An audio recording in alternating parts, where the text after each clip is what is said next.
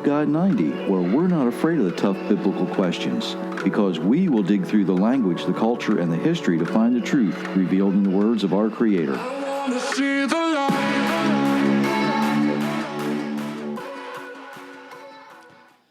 Hello, everyone. Thank you for joining us for a little while today. My name is Jerry Mitchell, your host for Give God 90. Supervising is Myra. Hello, everyone. Oh, I'm on the wrong page of my notes. There we go. That looks better. Don't forget that if you haven't been to the website lately, givegod90.com, be sure and check that out. Remember, there's not much time left in November, but if you buy a copy of Inheriting Lies in the month of November, we'll take $5 from that to purchase Bibles for people who don't have one, or don't have access to one, I should say. Just a way of giving back and showing some appreciation there. If you like what you hear, hit those share buttons. Whatever podcast platform you're listening on, whether it is Apple or Google Podcast, iHeartRadio, SoundCloud, wherever you are, because we're all over the place. Go ahead and hit that subscribe button. It helps boost everybody, makes it easier for people to find us, even on YouTube. It just helps everybody out.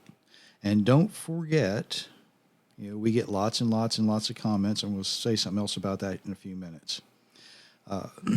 Because Thursday in the United States, this coming Thursday, is going to be Thanksgiving, we're not going to have a new podcast that day. Many of you know that we're kind of busy right now getting ready to move. So with that going on, Thanksgiving going on, house full of people. Apparently last year's wishbone didn't work. I just got a bad look. Yes, you did. You'd be nice. I, of course, am being sarcastic. So, there's just a lot going on. And quite honestly, people in the United States are going to be busy that day as well, and they're not really going to have an opportunity to listen to us. I'm sure they would much rather spend it with their family anyway. Hint, hint. Okay. Yesterday, we had a brief opportunity to meet with some folks from Kenya. We did not actually go to Kenya, not in person anyway. We met through technology. We plan to spend much more time together, but their network where they are wasn't sufficient to allow us to enjoy all that time that we had actually allotted for that. Even though we spent a few hours trying to stay connected, it simply wouldn't work. But we're planning some things in the future. They had prepared a really wonderful presentation for us, and they finally were able to send some of the video clips that they took, children saying their Bible verses and songs that they sang. That was really nice. And I will eventually, if the pastor allows me, I will put some of those maybe on the website as well. So that way everybody will have a chance to see those folks doing that. Now, something I want to briefly mention that's coming up, and some of you may be aware of this, some of you may not be aware of this. Facebook is up to its old tricks again, and December 1st begins the time when Facebook is either going to alter or actually delete some of the information on your personal profile, what people see. They're going to take down anything that pertains to any political activism or any religious content. So if you have a Bible verse on your profile where it's public and people can see it when they look at your profile, they're going to take that down. And I have sort of made up my mind when I first started hearing about this, because a lot of you know that I was very inactive on Facebook for almost 2 years now. And there's other social media platforms out there that I think are better. They don't get involved in some things. We're very active on MeWe, which is really, really good. They don't have any ads. And the really cool thing is when people find you, they've been looking for you. So, that's there. I'm there. Give God Nani's there as well. And I've sort of decided that if Facebook chooses to alter my profile, if they choose to censor anything I would put out, then, as my personal protest, I'm going to be finished with Facebook. I will just delete it all. It doesn't matter to me. I've met some really nice people through Facebook, and there's just better stuff out there. There really, really is. Tor Network is another one that's very, very good. It's still small, but they're also experimenting with a video posting platform as well. So I'm not saying boycott Facebook. I'm not saying abandon it. That's my own personal protest. I just don't need that kind of censorship right now. We've got, there's too much work to do and too short time to do it in, and with so many other platforms out there, we'll just move. It's that simple.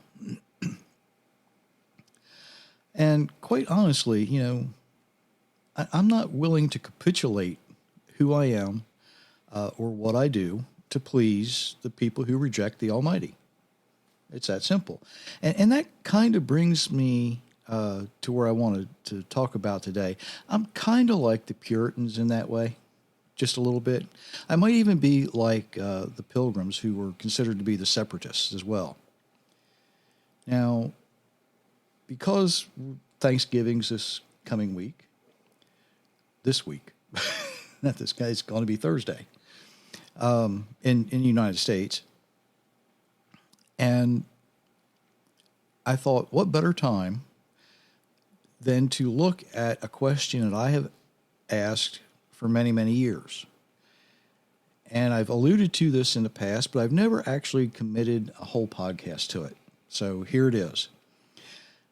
When I was in school a very long time ago, every November, the Thanksgiving tradition day was addressed, right? Or the Thanksgiving Day tradition is the way I should have said that. That sounds better. And it typically went something like this. The Pilgrims were being persecuted in England for their religious beliefs, and so they set sail on the Mayflower in 1620 to the New World, and it landed at Plymouth Rock. Sometimes they say it landed on Plymouth Rock, but it landed at Plymouth Rock, okay? It didn't actually hit a rock. It actually sailed back to England. But anyway, there they met Squanto, an Indian who had been taken by explorers to Europe and educated. He then came back to the New World. He showed the Pilgrims and the Puritans how to farm and how to survive in the New World. And so after the first harvest of that first year, the Pilgrims chose a day to give thanks to God, allowing them to live in the New World. Now, the question that all of my teachers hated was simply this: why the Pilgrims, who are supposed to be Christians, why were they being persecuted by the church? And the answer they gave was typically about the same thing. Well, the Church of England, they had very strict rules, and the Pilgrims wanted freedom to worship their own way. Well, what way was that? Well, that question nobody wanted to answer, probably because they didn't know the answer. It wasn't part of the story, you see. And now that was in the 1970s. Shows you how old I am. And by that time, Americans had become complacent with Thanksgiving. Their traditions were turkey and cranberry sauce and pumpkin pie for dessert and football. Most of them still maybe prayed before eating, but that was about as close to imitating Thanksgiving as they were willing to go. Now, to understand why the Puritans were being persecuted, you actually have to read the accounts written by some of the folks who were there at the time. We're going to look a little bit today at a gentleman named John Cotton. Now, he was born in 1885. He was a scholar and a preacher. He studied at Trinity and Emmanuel College in Cambridge. And yes, he was a Puritan. Was he perfect? He was far from it. And he knew that. Okay? He knew he was very far from perfect.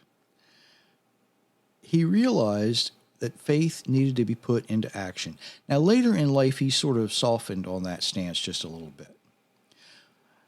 Meyer's going to attempt to read an excerpt from John Cotton's treatise on the duration of the Lord's Day.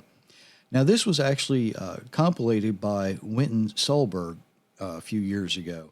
So go ahead and read through that. John Cotton was a fellow of Emmanuel College in 1611 when he wrote a short disclosure of Mr. John Cotton touching the time when the Lord's Day beginneth, whether at the evening or in the morning. Converted in 1609 and ordained the following year, the Cambridge scholar sought to justify the sunset to sunset observance, which was then winning acceptance among strict nonconformists in England. Drawing on the Bible, patristic writings, and recent authorities, he argued that the Jews had kept the evening as part of the following rather than the previous day. God had given no command to change the time of beginning the Sabbath in the Christian era, and Christ's resurrection on Sunday, the Christian's Sabbath, was insignificant to make that day holy. Insufficient. Insufficient to make that day holy. His words of institution accomplished this task. The The fourth commandment required 1 day in 7 to be kept holy perpetually. And because the Jewish seventh-day festival had been abrogated, the Christian Sabbath must begin where the Jewish Sabbath ended. Cotton added that evening to evening observance had been the practice of the primitive church and the rule of English ecclesiastical law in the days of King Edgar and Canute.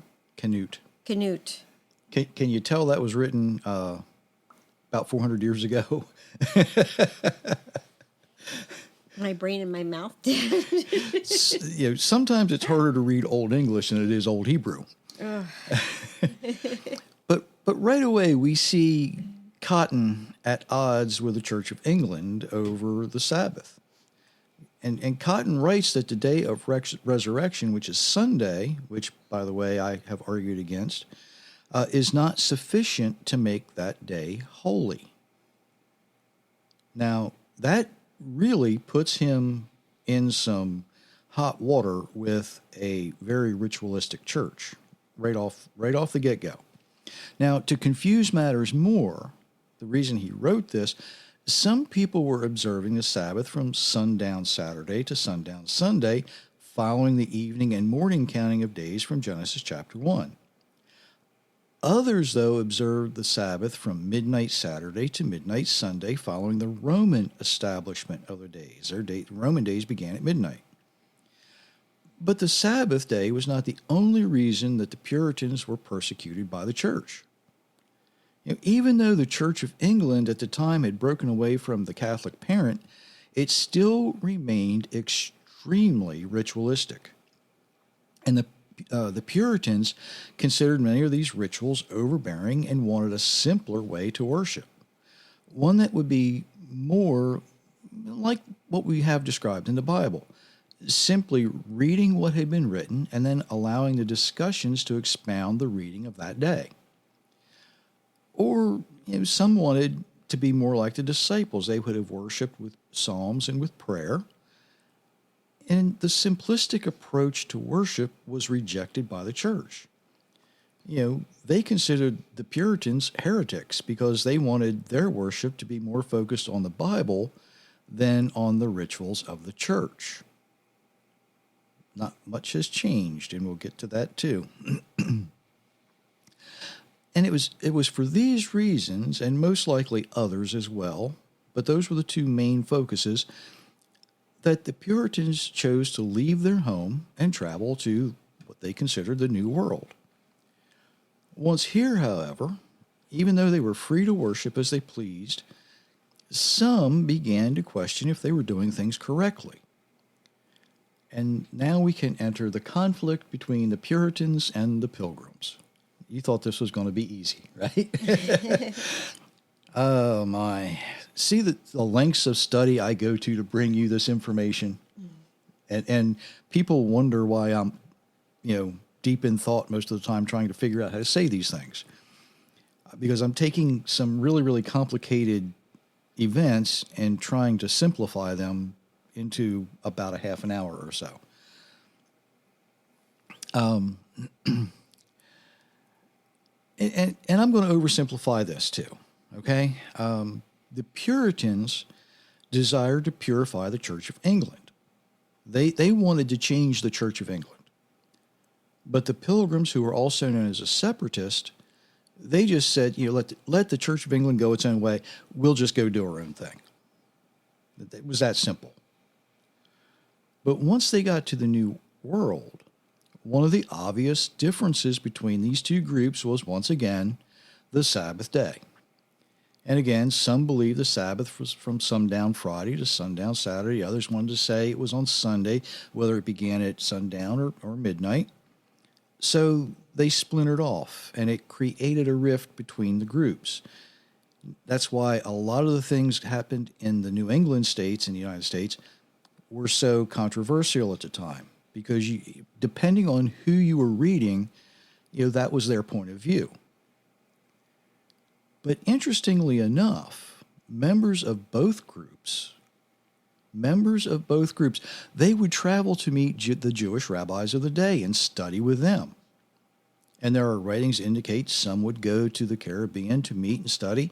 Others would go back to Europe to meet and study. Now, if that's not fun enough, while this was going on, many of the Irish immigrants who were coming to America were in fact coming because the Irish church was persecuting their beliefs as well. Now, many of the Irish immigrants who settled in the Appalachian area of the United States, eastern Tennessee, western North Carolina, down through that area, this is going to be fun for you folks to realize this. They could actually be considered early Messianic or early Hebrew roots Christians, because even though they followed the teaching of Patrick, better known as St. Patrick or Patrick of Ireland, he actually taught a very strict and conservative observance of the Bible. But that's a whole other lesson, okay? We can see and trace the music of those folks back to Ireland. We know what they were doing. We know where they were at. And it's amazing to see how that played out in history. Now, today, Americans have actually forgotten not only the reason they take one day as a national day of giving thanks, they have also traded the reason for the day for the traditions that have evolved. And it's a day like almost any other day. We play, we eat, some of us go shopping, but they fail to stop and thank their Creator for allowing them the blessings that He provides. The first Thanksgiving, the typical first Thanksgiving that you think about when you see, the pilgrims in their fancy hats with the big buckles and their, the Indians all dressed up. It was not just a one-day celebration. It was actually modeled after the Feast of Tabernacles, or Sukkot in Hebrew. a time when the harvest was finished, when we're instructed to be happy and joyous. In fact, if you want to read that verse that I picked out from Leviticus. On the 15th day of the 7th month, after you have gathered the produce of the land, you are to celebrate a feast to the Lord for 7 days. There shall be complete rest on the first day and also on the 8th day. Leviticus 23, verse 39. Now, of course, the 15th day of the 7th month is not the way the Romans counted it. It's the way the Hebrews would have counted it. First month begins in the spring. And then 7 months later, after the harvest is in, you would give thanks, right? Seems simple and easy enough. But enter mankind. Nothing simple with mankind. 6,000 years of after creation, and we're still asking basically the same question. Did God really say?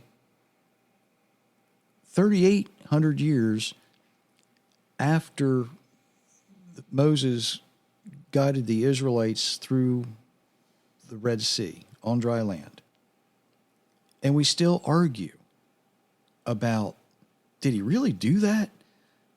Did the ocean, well, did the sea, I should say, it wasn't an ocean, it's the Bay of Aqaba, did it really separate so they could cross on dry land?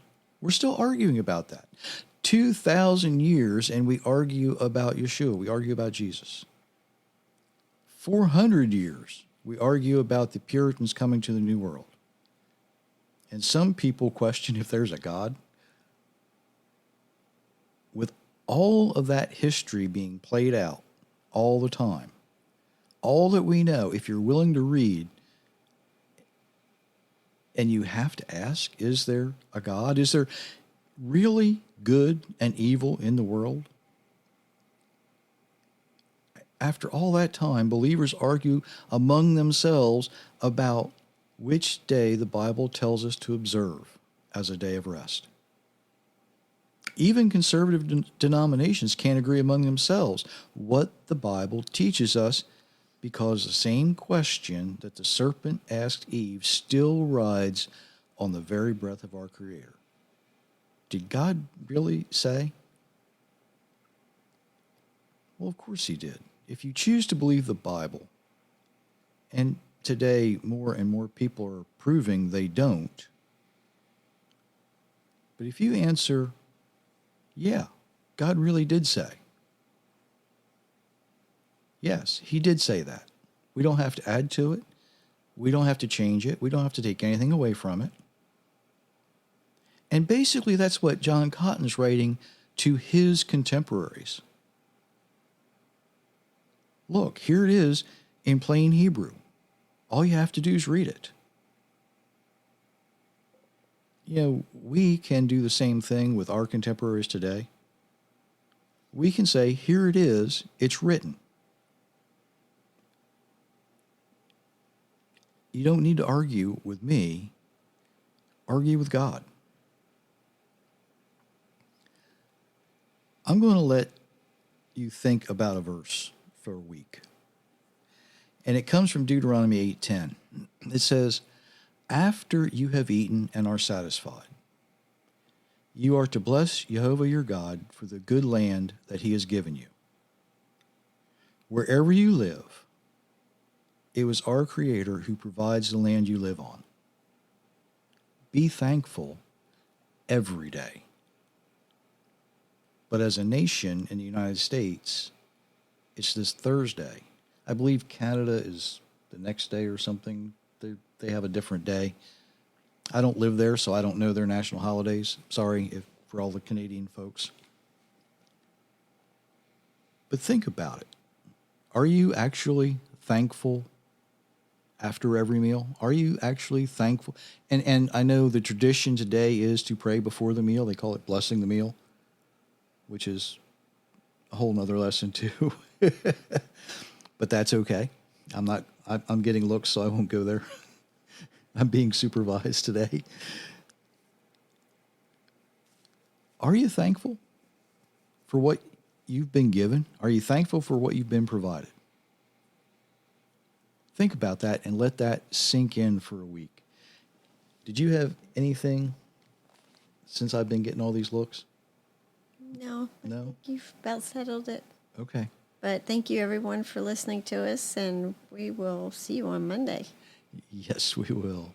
Until then, everyone, many, many blessings.